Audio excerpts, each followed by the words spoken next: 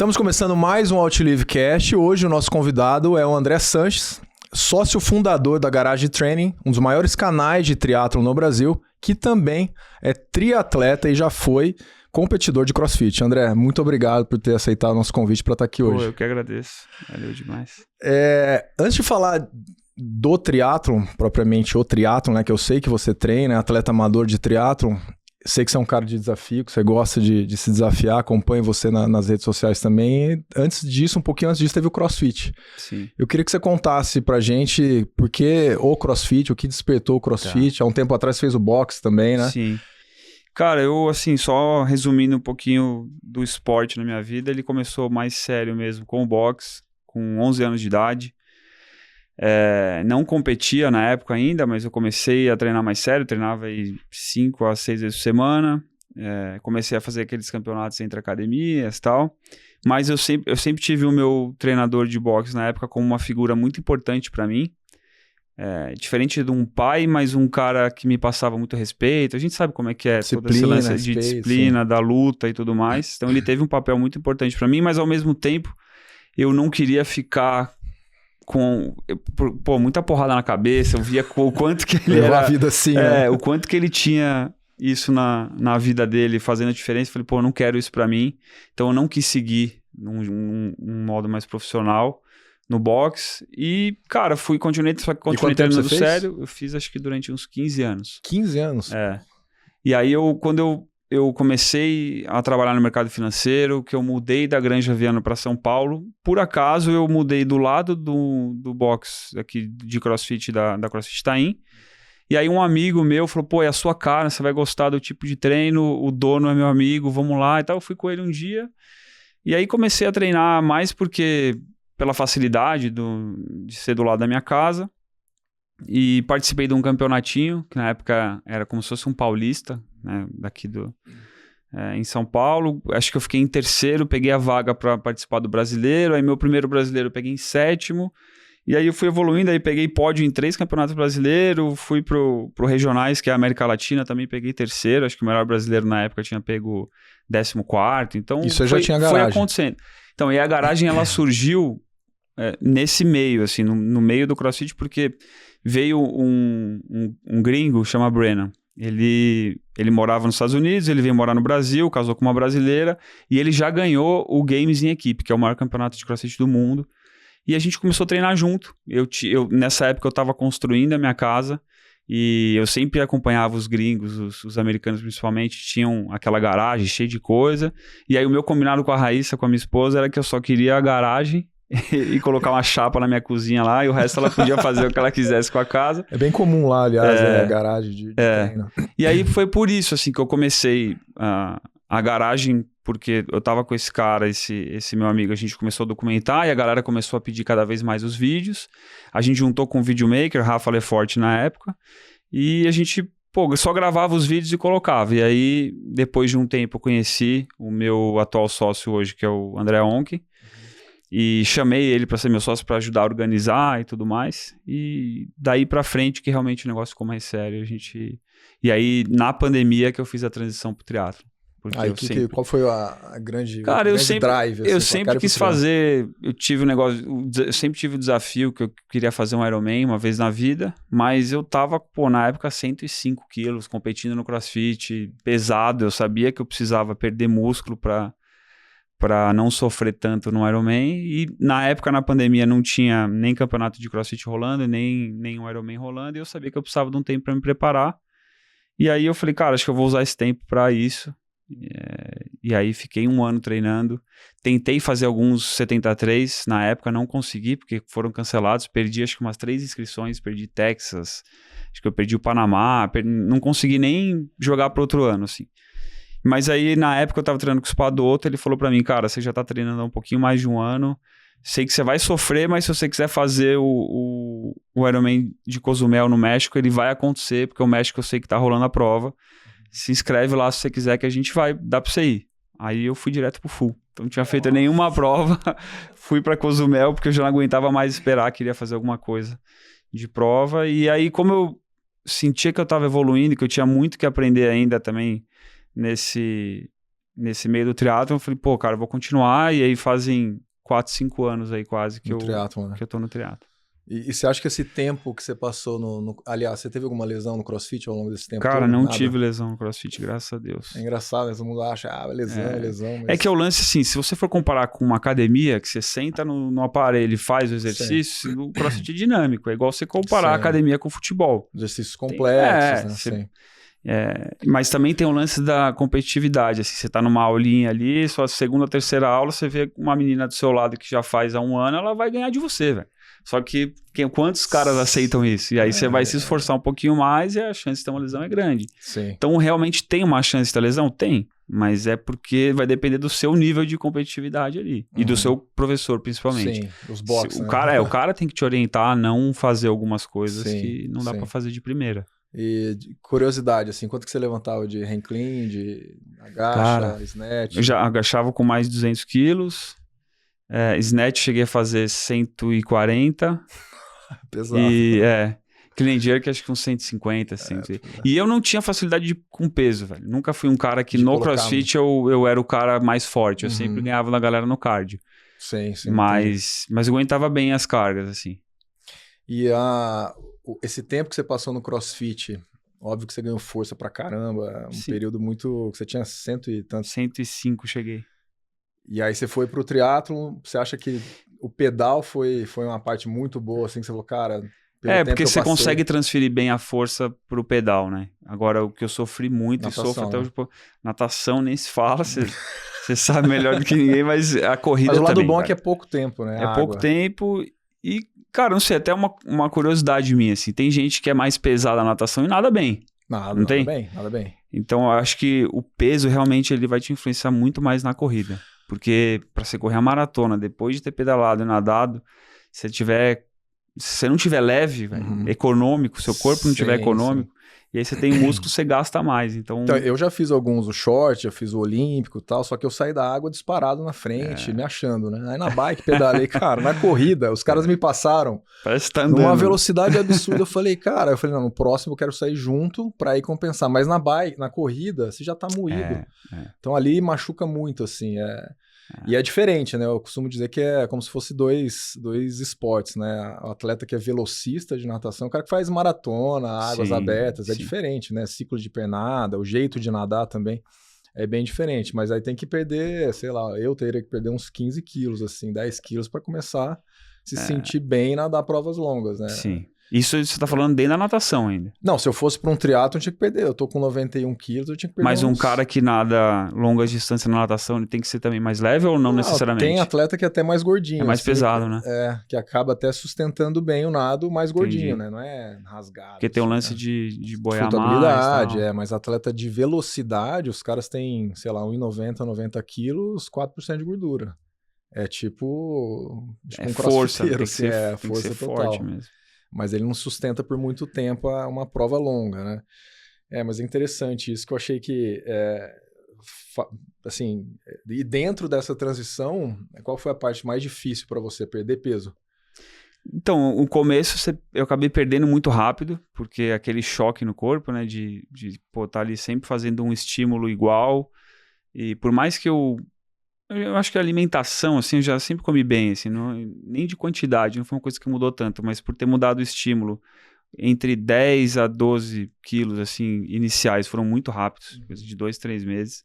Depois foi de pouquinho em pouquinho, e aí hoje em dia, tipo, hoje precisa ser na dieta, senão não perde, porque o corpo adaptou. Então, tipo, puta, ela chegando perto de uma prova, o volume sobe bastante e acaba perdendo peso.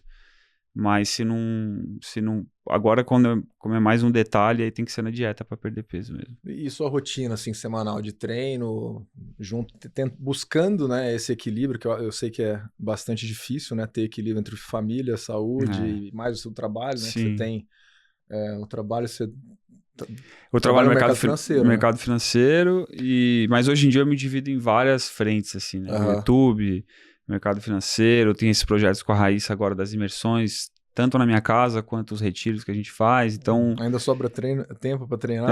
Então, cara, na verdade, o grande intuito da garagem na minha casa, lá, de eu ter tudo em casa, o máximo que eu puder, é de otimizar meu tempo, porque eu sei que eu vou ter que sair para fazer uma reunião, depois eu tenho as imersões com a raiz, então o máximo de coisa que eu conseguir já acordar e matar pelo menos 2 treinos logo cedo, a logística tem que ser... O triatlon é logística também, né? Imagina, 3 modalidades ali. Você precisa estar com a logística bem encaixada. Então a garagem facilita muito para mim, cara, para eu conseguir acumular o máximo de horas possível ali. E hoje você vê muito a sua assim, produção de conteúdo, tudo que você faz, o canal, muito mais como performance ou longevidade? Você pensa mais de... tô muito mais para longevidade do que performance. A performance ela é muito mais para mim, assim, para eu colocar como objetivo... beleza, eu vou fazer um 73. Qual que é o objetivo com aquela prova? Às vezes estou atrás de uma vaga para o Mundial daquele ano, ou às vezes é só, que nem agora eu tenho uma prova que vou fazer agora em fevereiro, depois eu tenho 2 73. Um deles é porque eu fui convidado pela GoPro, que a gente vai fazer no Panamá, igual a gente foi no passado, e a outra prova eu vou porque eu convenci 8 amigos meus de infância, todos sedentários, nenhum a fazer nem triatlo, nem nada, eles não faziam. Né? Isso há um ano atrás. Eu fui almoçar com um deles, eu falei, vamos se inscrever na prova da Califórnia? Aí ele, vamos. Aí a gente foi ligando para vários amigos, criou um grupo, no final das contas tem 8, tá todo mundo. Então eu tô animado para essa prova, mas, como eu falei, cada prova tem um objetivo, assim. Então às vezes eu tô no objetivo de realmente ter um tempo melhor para conseguir uma vaga, mas... Que nem essa daqui uma das que eu tô mais animado pra fazer, porque eu vou juntar um monte de amigos meu de infância. Sim. Mas no geral, assim, muito mais pensando em longevidade do que só em performance mesmo. Sim. E de prova, assim, que você já fez de triatlon, que foi a mais casca grossa, assim, difícil de fazer, ou se você teve alguma lesão? Na verdade, o full, pra mim, sempre vai ser mais difícil. Na verdade, dá pra até falar como se fosse um outro esporte, né? Porque... Desde preparação, tanto mental quanto física, tem que seguir, porque senão depois você sofre muito na prova. Então, todas eu sofri de maneiras diferentes, mas em todos que eu fiz 5, todos eu sofri muito. De prova mais dura, assim, talvez Portugal, por você pegar 2 vezes a Serra de Sintra, depois você pega a praia ali, né? Isso na bike, né? Então, você já desce da bike destruído, pelo menos... e a corrida você não consegue dar o seu 100. Não, e a corrida... acho que nenhum full eu consegui dar 100% na minha corrida, mas com certeza os fulls que eu fiz aí, todos eles de maneiras diferentes eu sofri bastante. E você enfrentou alguma lesão? Cara, eu tive uma lesão no quadril agora ano passado. Engraçado que foi o ano que eu não fiz nenhum full, mas eu treinei muito assim e eu já treinei mais em alguns períodos e até estava analisando depois que tudo aconteceu, depois até que eu me curei da lesão, eu parei para pensar um pouco por que tinha acontecido. E foi um bloco que eu estava treinando muito. Aí eu peguei dengue. Depois de um mês que eu melhorei, eu peguei salmonela, que eu fui fazer um camp de triatlon lá embaixo. Na Espanha. E aí depois, quando eu voltei de lá, eu peguei uma influenza, um vírus muito forte, tomei antibiótico. E aí eu não sei se o antibiótico deu uma mascarada, eu voltei a treinar, já treinando forte, e aí, sei lá, teve um dia que eu corri 32, cheguei em casa, fiz um evento com a Raíssa que a gente estava programado para fazer no mesmo dia, aí deu 2 dias, eu fui fazer uma corridinha de 6 km na esteira, não consegui correr 2, assim, já tive que parar. Caraca. Aí eu fui ver, deu uma fratura por estresse no quadril. Né? No triatlon você teve, no crossfit 0, né? Não tive, então, mas esse tipo, foi um desgaste do treino, volume alto com essas três doenças seguidas, então acho que o corpo, eu tava me sentindo bem para treinar, mas com certeza ele tava dando alguns sinais que acho que eu passei por cima, assim, sabe? Mas foi a única lesão que eu tive.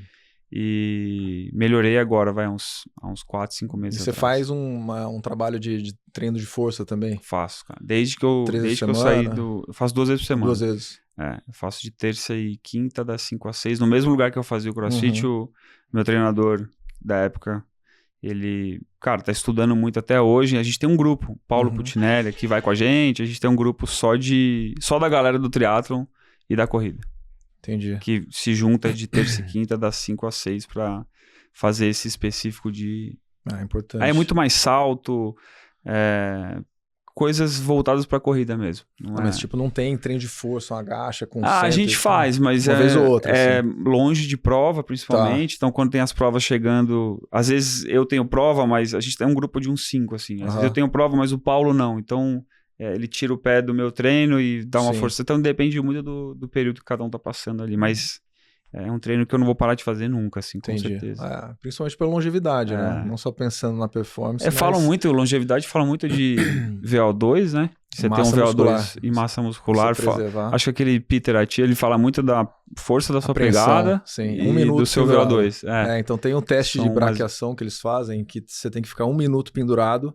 Esse daí já é um indicador de longevidade. Né? Sim. Então, é uma das coisas que ele fala. E massa muscular, preservar a massa muscular por ser um órgão metabólico muito importante. Sim. A longo prazo é para ter independência, uma fratura. Sim. Isso é importante. E VO2 é preditor também para a longevidade. É super importante. E como curiosidade, agora, você falou de natação, né? E se eu fosse fazer um triatlo, só a natação que ia me dar bem, né? Mas o resto tava ferrado. Eu já vi atletas assim falando um pouco de pânico, medo em nadar em água aberta. Você já sentiu alguma coisa? Cara, É comum ouvir esse papo, caramba, o mar tá virado. Não, eu já escutei muito. Já escutei de todos os níveis de atleta, de atleta profissional. Vou até dar o nome aqui, o André Lopes, que faz o camp de boulder comigo. Tá. Já escutei ele falando de mais de uma prova de ter que nadar de costas um tempinho pra tirar aquela acalmar a cabeça mesmo e voltar a nadar. Já escutei o Thiago Vinhal falar que já teve pânico também, teve que nadar de costas e voltou. Eu nunca tive que parar nem nadar de costas, mas eu tive a minha pior natação de todas as provas agora em Valdívia, no Chile, que a prova só não foi cancelada, a natação só não foi cancelada porque eles não tinham logística para tirar a galera do lugar da natação e levar para bike, porque era longe. Mas a água tava a 13 graus. Nossa. E a gente tinha que sair de um lado do rio. Frequência já Não, tava. E eu tô acostumado com água gelada, eu já tinha entrado na água um dia antes, então sabe quando tá aquela largada tensa, assim, tá todo mundo meio que se olhando, assim, puta, o que vai acontecer? E aí o tempo tava meio estranho, aí a gente tinha que atravessar o rio. Era um rio que... Sabe quando você olha, você nem sabe pra onde tá a correnteza, que tá tudo meio bagunçado. Aí tava todo mundo tenso, assim, a gente tinha que atravessar pro outro lado. Aí do outro lado, você nada na margem do rio e entra num bracinho bem curto dele. Tá. E esse riozão, a água é transparente, gelada a 13 graus. E a hora que você entra no canal, ela vira barrenta e uma água a 18. Então muda a temperatura. Assim é ruim. Então foi uma natação assim... Foi sobrevivência. Até sair da água, parecia que foi metade da prova, mas foi 10% da prova. Então foi a mais tensa que eu fiz até hoje. Mas tirando isso, assim... Mas já escutei de vários atletas, independente do nível do cara, de ter realmente um pânico, assim. Assusta, aí você controla. Porque pensa, você tá na bike e você cansa muito, você tem, sei lá, algum diminui a intensidade. Você só diminui, você tá sentado, ou na corrida você tá no controle, agora na natação você não tá no seu ambiente. Passa uma raia né? embaixo e fala, ai, caramba.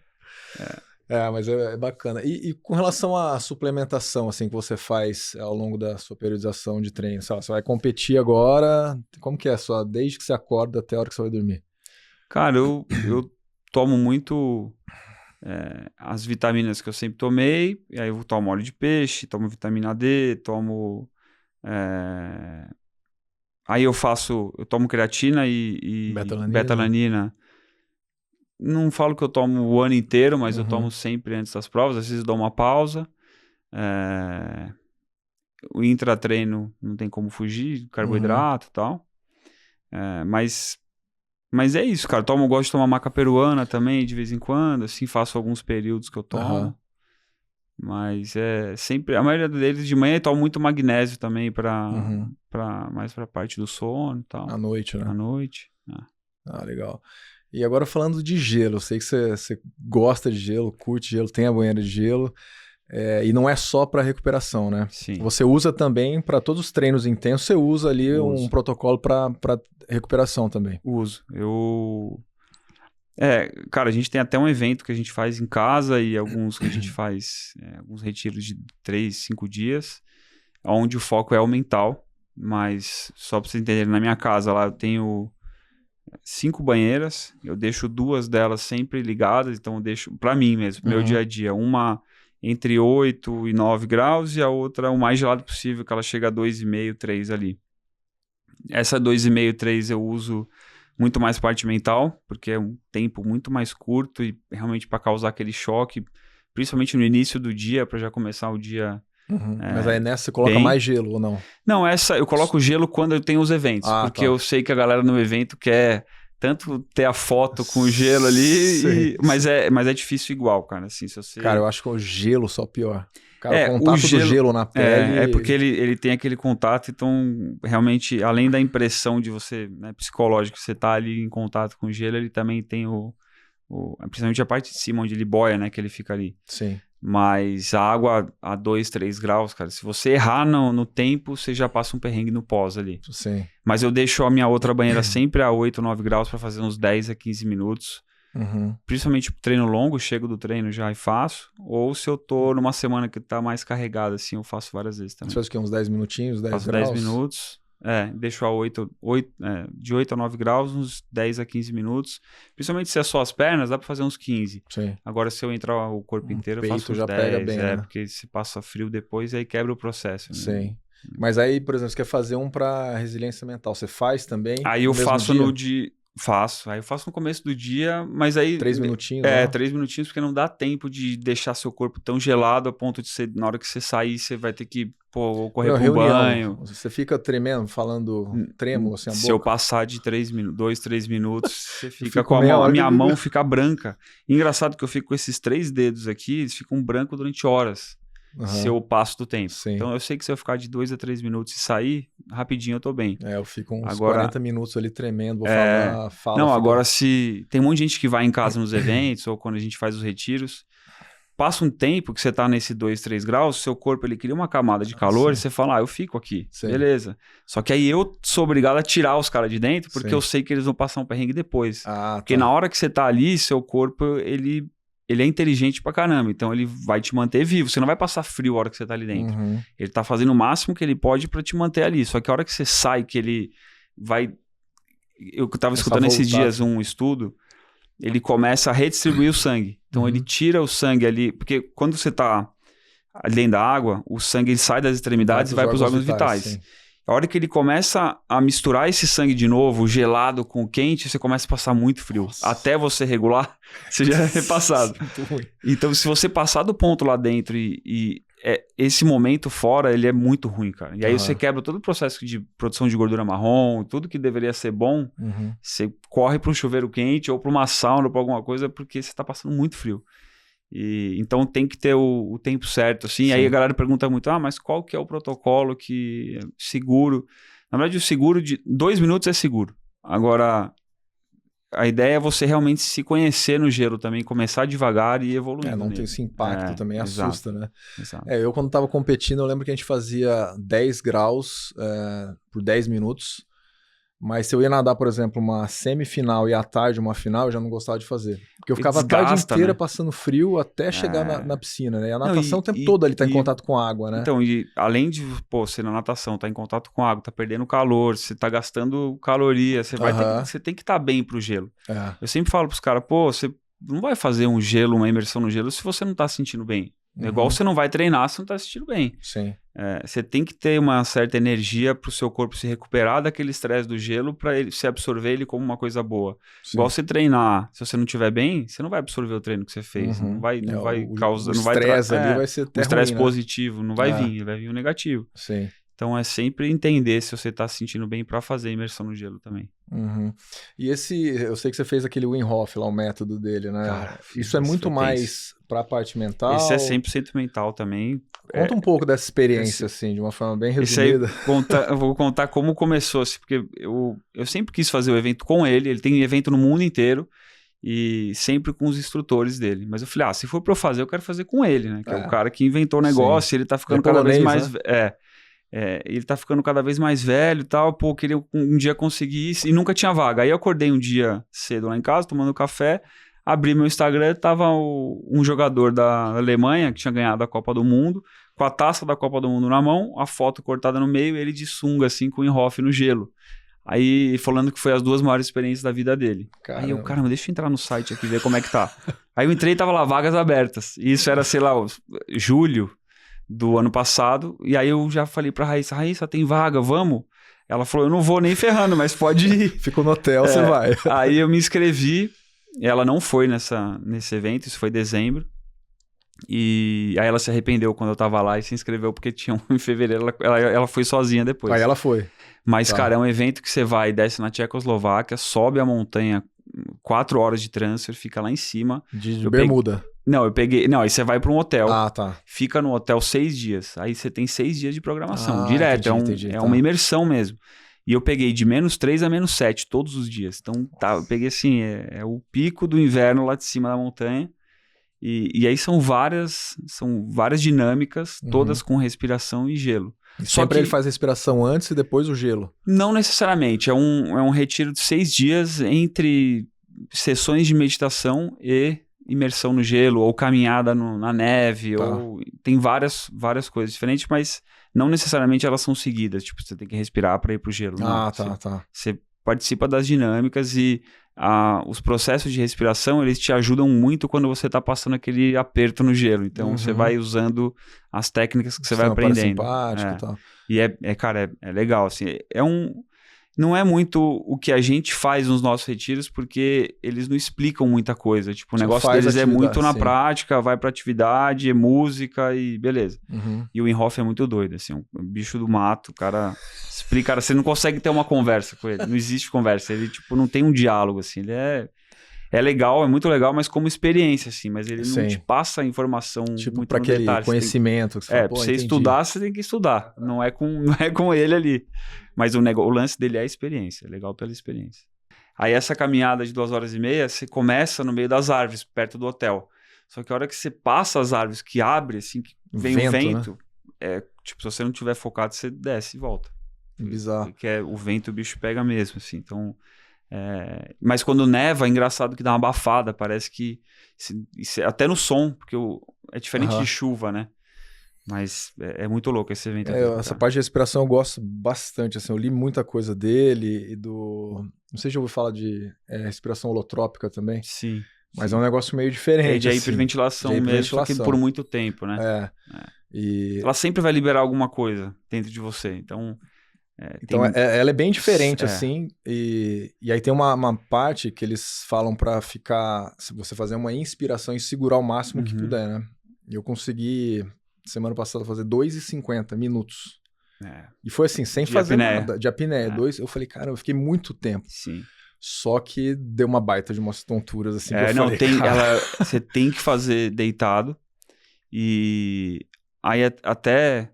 indo para um lance, não sei se você conhece o Joe Dispenza, neurocientista. O que acontece? Nossa imersão, no nosso retiro, a gente junta as técnicas do Wim Hof com os estudos e as explicações todas da neurociência do Joe Dispenza, porque no final das contas eles não têm nada a ver um com o outro, mas eles falam da mesma coisa. Então, essa respiração que você está falando, de fazer uma hiperventilação e depois você faz uma apneia, se você fizer uma pressão interna e souber ensinar seu corpo uma pressão de baixo para cima, que é como o Joe Dispenza propõe, essa tontura, ela tem um porquê e assim, eu vou até explicar rápido aqui o que acontece, mas a gente tem o líquor dentro da coluna. Quando você faz uma hiperventilação e uma pressão interna, você acelera o processo que demoraria 12 horas para o seu líquor subir da coluna, banhar seu cérebro e depois descer, você consegue fazer isso muito rápido. Só que quando você faz isso, você faz uma pressão no seu cérebro com esse líquor e ele faz uma pressão na glândula pineal. E a glândula pineal tem a ver com eletricidade mesmo, energia. E a gente liga um polo negativo do nosso corpo com um polo positivo. Ligando o líquor, que é composto de sais, minerais e proteínas, você imagina, você dá uma carga elétrica no seu corpo. Então, isso você muda a sua onda cerebral. E quando você muda a sua onda cerebral, você manda uma informação diferente para o seu corpo. Então, você consegue acessar outras ondas através de respiração e você consegue trabalhar e se está consciente quando você muda a sua onda. Então, realmente é um trabalho igual isso aí para academia. Você consegue treinar, mudar uma onda cerebral e através dos seus pensamentos, você atingir realmente outras coisas e mandar uma informação coerente para o seu corpo. Então, esse é o grande estudo dele, resumindo, óbvio, horas e horas do que a gente fala lá em casa e no nosso retiro, resumindo um pouquinho do que a gente consegue fazer através de respiração. É muito legal, cara. É um mundo, assim, tem muita coisa sendo descoberta e sendo estudada. Muito legal. Ele até comenta, né, que ele fala, tem muita gente que associa a respiração simplesmente ao ato de trocar oxigênio e gás carbônico, né? Mas a respiração, ela pode ser de diversas maneiras, né? Como a apneia, enfim. Não, e a gente, com o tempo, a gente vai desaprendendo a respirar, a gente fica com uma respiração curta. Superficial. E é super importante a gente fazer esse exercício pra gente mesmo, de respiração, diário mesmo. Até a respiração pela boca, né? Eu entrevistei o João Barnevides, a gente falou um pouco sobre respiração nasal e bucal. Tem atleta que tá tampando com tape a boca para fazer o treinamento. Ele é otorrino, né? Ele é otorrino, E até um livro que eu li, acho que você leu esse livro também, o Respire, que ele fala das mudanças estruturais. Ele fala que ele fez um estudo com ele mesmo ali de ficar 10 dias, acho. 10 dias. Respirando só pela boca, né? Só pela boca. O tanto que mudou o corpo dele. Exato. É bizarro. Eu achei fantástico mesmo. E você tocou nesse assunto do Joe Dispenza, essa imersão dele, é um retiro, né? De 7 dias. Qual foi a sua experiência lá? Cara, a gente foi Lá não tem nada de gelo. Não, só meditação. Zero, não tem nada de gelo. Você faz primeiro um curso online para você estar mais por dentro do assunto. E são 5 aulas online. Aí você vai para esse retiro de 7 dias. E depois que você fez o de 7, você pode fazer um que chama follow-up, que são de 3 dias. Mas basicamente são dinâmicas de respiração e meditação e palestra de neurociência durante 7 dias direto. Das 6, 7 da manhã até as 8 horas da noite. Então é muito legal, assim, uma experiência que... E faz na praia, como é que é? Cara, tem sessões, a maioria dentro de um auditório gigante, 2.000 pessoas juntas. 2.000? E tem algumas sessões de walk meditation que a gente faz, depende do país que você tá, onde você tá, eles fecham, porque o hotel fecha a praia, assim, lá em Cancún, por exemplo. E aí vai todo mundo, imagina 2.000 pessoas fazendo na praia, então... Energia absurda. Não, é muito legal, assim, mas tem uns vídeos muito engraçados, cara, da galera de fora, assim, às vezes da cidade, que não sabe o que tá acontecendo. Um bando de louco. Porque de manhã todo mundo de fone, aí ele fala assim, ó, amanhã cedo, 5h40 da manhã, todo mundo dá o play na meditação tal, na praia, porque vai estar escuro, aí o sol vai estar nascendo, e ele vai te guiando. Então, uma meditação de 1h30, mais ou menos. E aí, a hora que ele manda você abrir o olho, o sol tá nascendo. Então, deve ser legal. É bem legal, assim. Só que tem gente de fora que não sabe o que tá acontecendo. E tem 2.000 pessoas na praia, em pé, parado, olhando pro mar. É muito louco. Tem uns vídeos engraçados demais. Eu tava até tentando me inscrever. Eu falei com o Toledo, Marcelo, que é um amigo meu. Ele fez e ele falou, cara... ele foi pro Joe Dispenza? Foi também, fez. Não. Ele falou, cara, é quase impossível conseguir de última hora. E aí eu tava no Peru dando uma clínica, tava numa palestra, eu sempre tô consumindo Piteratia, os conteúdos com relação à neurociência, longevidade também. E aí eu tava vendo sobre o Joe Dispenza, falei, eu não vou, mas vou ler o livro dele e vou acompanhar. Eu vi a Raíssa no palco. E aí ela deu um testemunho dela falando, né, do Theo, aí você tava também. Eu queria que você contasse esse momento que foi bem bonito, cara, assim, tudo que ela falou. Na verdade, toda essa história com o Joe Dispenza começou porque o Theo nasceu, ele teve algumas questões, até quem não assistiu, quiser assistir o testemunho da Raíssa, ela explica no detalhe tudo o que aconteceu, mas ele teve um atraso, porque ele teve uma infecção, então ele tem um atraso motor e na fala dele, nada na parte neurológica, mas tudo isso veio por conta de uma infecção, e por conta de tudo isso, quando ele nasceu, ficou quase 20 dias na UTI, a Raíssa... Pensa, como mãe, eu também passei, mas ela como mãe passou por um processo muito forte, assim, ela foi atrás de... porque você imagina, ela estava num momento muito, não falo desesperador, mas ela estava num momento buscando o que ela podia, tanto para ela quanto para o Theo. E aí foi quando ela descobriu esse livro do Joe Dispenza, ela fazia as meditações em que ele orientava, ela nunca tinha ido no evento ainda, a gente foi 5 vezes já. Ela nunca tinha ido, mas ela estava lendo o livro que ele explica o que você pode fazer, de fazer a meditação. Na meditação você mentalizar e você fazer todos os processos, né, que ele explica. E ela fez isso durante quase 1 ano. Depois a gente foi no primeiro retiro do Joe Dispenza. E nos retiros do Joe Dispenza vai muita gente também que tem alguma questão de saúde. E tem muita gente que se cura sozinha.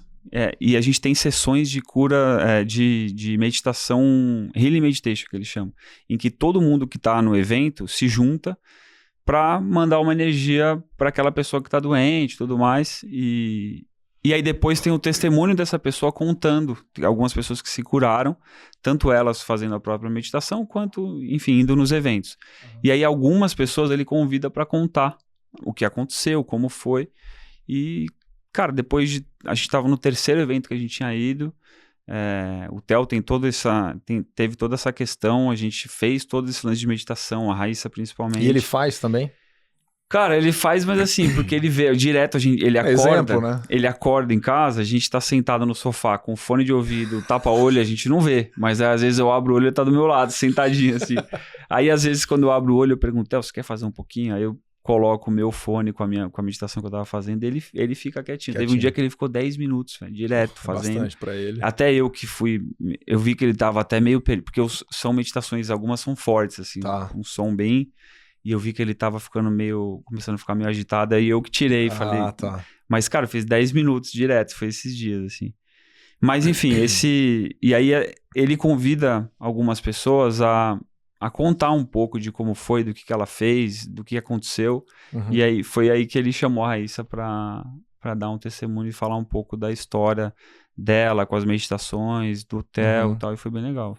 E teve uma evolução muito boa. Teve, cara, ele teve uma infecção, a infecção era super grave, era uma infecção grau 4, por conta de um refluxo grau 4, que ele tinha que fazer inclusive uma operação, estava marcada já e tal, e cara, simplesmente a gente chegou perto da data de fazer essa operação e não tinha mais refluxo, e a gente vinha fazendo esse trabalho com ele já há praticamente um ano, porque ele estava com quase um ano.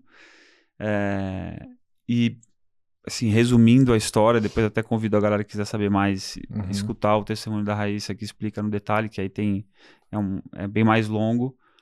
Mas eu gosto sempre de falar que depois que a gente conheceu, que a gente começou a fazer, não que a gente precisasse mudar de vida, mas nossa vida mudou muito, assim.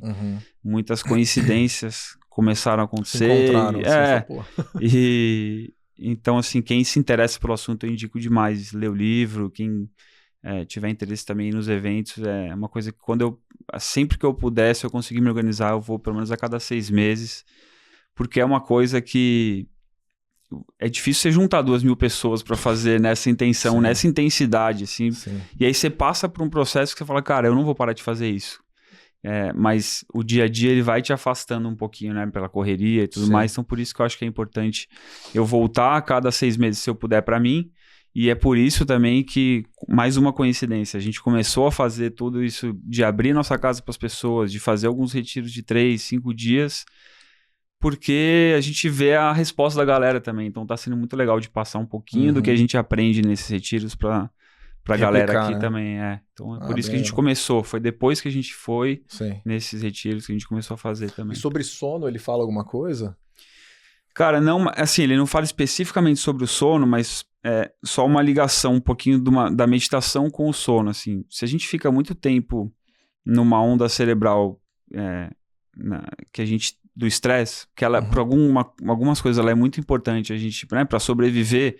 Mas se a gente passa muito tempo estressado com alguma coisa no trabalho, ou alguma coisa que está acontecendo no nosso dia a dia, quando a gente vai dormir e que a gente realmente precisaria descansar e baixar essa onda cerebral, a gente não consegue, porque a gente está preocupado com outra coisa no dia a dia.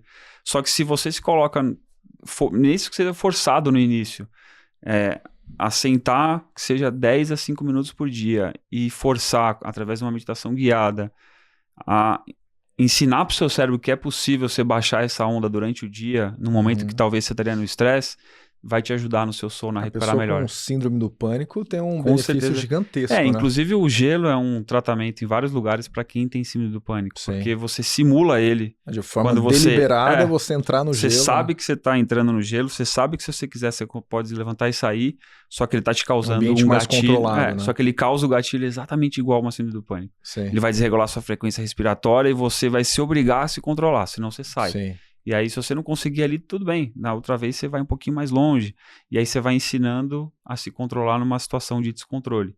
Então, quando vem o gatilho de uma síndrome do pânico que você está acostumado a fazer, no seu subconsciente já está traçado ali, entendeu? Que você consegue lidar com aquela situação. Então,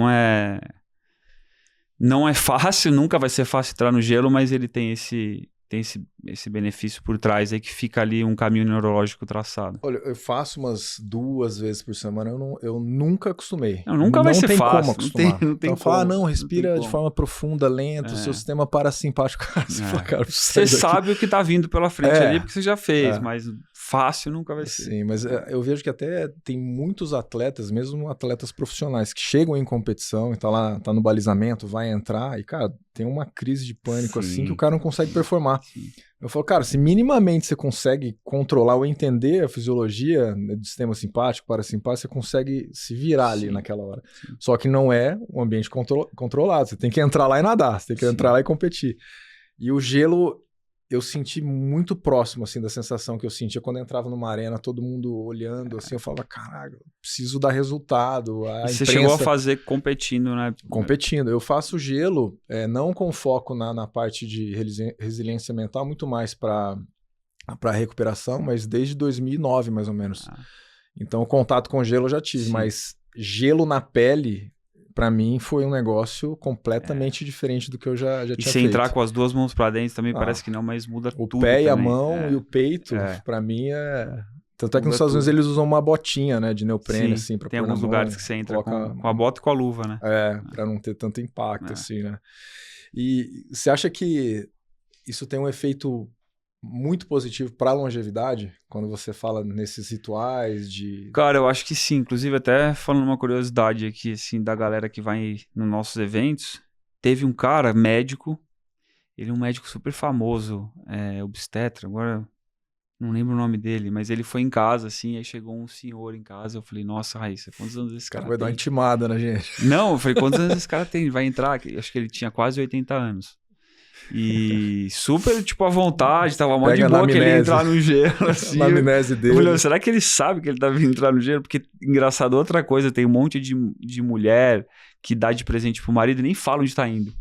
Aí outro dia chegam uns caras lá comendo e tal, sei o quê. Os caras, mas o que vai rolar aqui? Não, eu não vou entrar. Nossa, tem um monte de presente desse da mulher. Mas esse cara, ele foi em casa, ele tinha quase 80 anos. Ele entrou e a gente propõe mais de uma sessão de 2 minutos. Porque você quer ficar mais tempo, beleza, sai, se aquece e volta. Sim. Porque eu sei que vai ser seguro pra você, você vai conseguir se aquecer.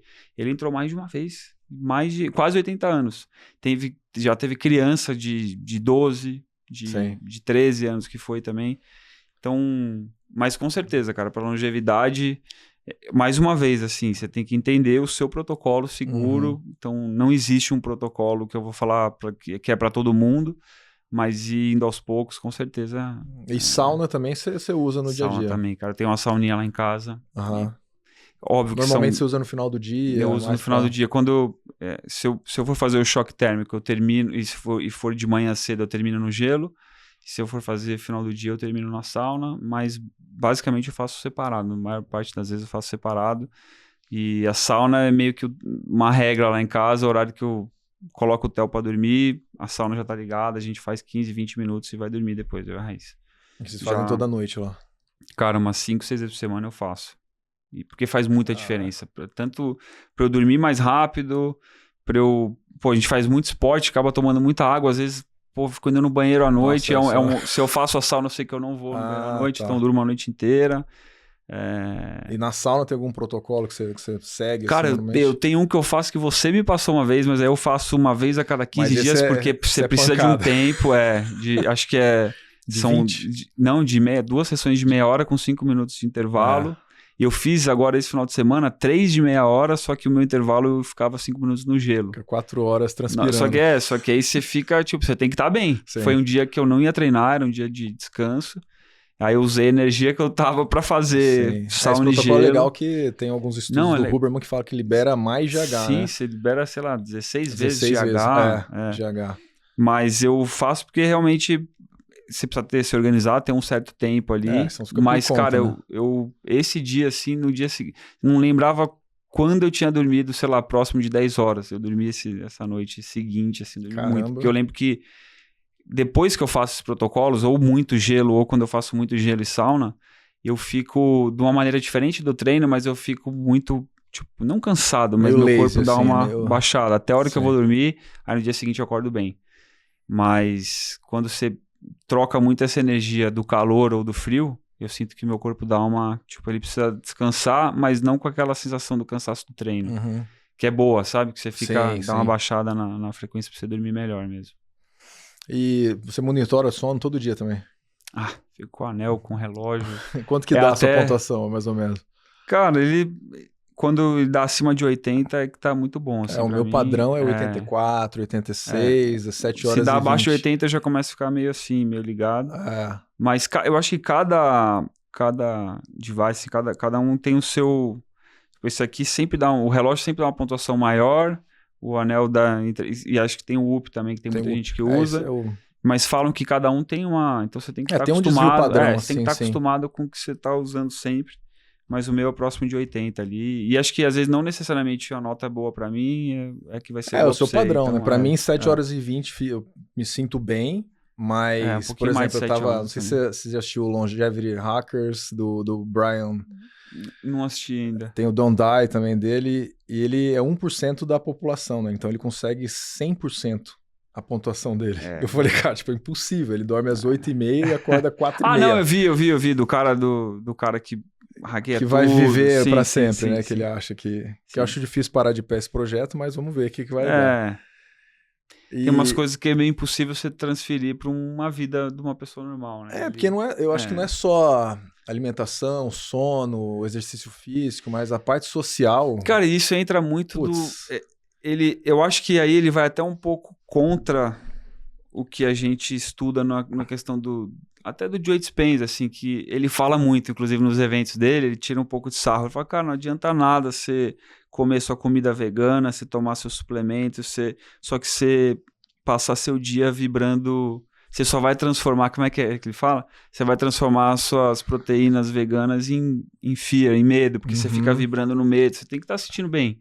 Sim. Tem que estar com a cabeça boa. Você tem que estar... E não adianta nada, velho. Ele fazer tudo isso aí, se daqui a pouco ele vê que o filho dele tá distante dele, se ele vê que ele tá sem amigos, o que vai adiantar ele fazer tudo isso? Então... eu acho que pega muito aquela pessoa que tem medo de morrer, muitas vezes, ou falar, quero fazer um experimento, né? Mas eu não vejo parar de pé um projeto como esse. Eu acho que você tem que ter meio que buscar o equilíbrio em tudo, assim, né? Tanto nessa vida social quanto... E se ele perder esse outro equilíbrio porque ele tá buscando... Não, você se isola do mundo pra fazer algo que não é replicável, que ele gasta 2 milhões. Mas né? pra gente que tá de fora é legal ver isso tudo, né? Exato, como acompanhando tudo na cobaia, que é ele. Né? E André, se você tivesse que trazer uma mensagem pro Theo hoje, falando de família, que mensagem você quer trazer pra ele com tudo que você faz? Cara, galera, eu recebo muito, tipo, nossa, o Theo vai ser Ironman, o Theo vai ser não sei o quê. Cara, eu jamais vou forçar ele a nenhum esporte. Eu falo que eu não vou aceitar se ele for sedentário. já é demais. 10 mil passos por dia já pode. O que eu posso fazer e o que eu vejo como pai é dar o exemplo ali e a hora que eu ver alguns sinais que tá vindo dele, eu incentivar aqueles sinais e, óbvio, o máximo que eu puder mostrar como exemplo e não ficar tentando forçar alguma coisa, e eu já vi que funciona. Tipo, de eu ficar no rolo, aí eu coloquei a bicicletinha dele do lado, eu fui ver ele tá ali. Aí outro dia eu levei ele no meu treino de força, ele ficou quietinho no canto, aí no final da aula ele já tava imitando os exercícios de força, sabe, batendo quanto é canto. Sim. Então você vê que muito mais do que você ficar falando, Theo, vem cá, faz isso aqui. Ele vai fazer ali na hora, prestando atenção no que você tá falando, mas se você deixa ele ali brincando às vezes com um amiguinho, mas você tá fazendo o seu treino, depois você vai ver ele tá fazendo tudo que você tá fazendo no treino. Sim. E isso pra tudo, velho. Desde como você trata a sua mulher, que ele vai estar vendo que é a mãe dele, desde que você trata seu cachorro. Sim. Cara, isso é clássico. Vê como você trata seu cachorro na frente do seu filho. Ele vai tratar igualzinho. Então, é isso, velho. Prestar atenção nas pequenas coisas que você tá fazendo, porque eles estão vendo tudo. Sim. E eles estão vendo muito mais do que a coisa que você para ele pra colocar ali e fala, ó, faz assim.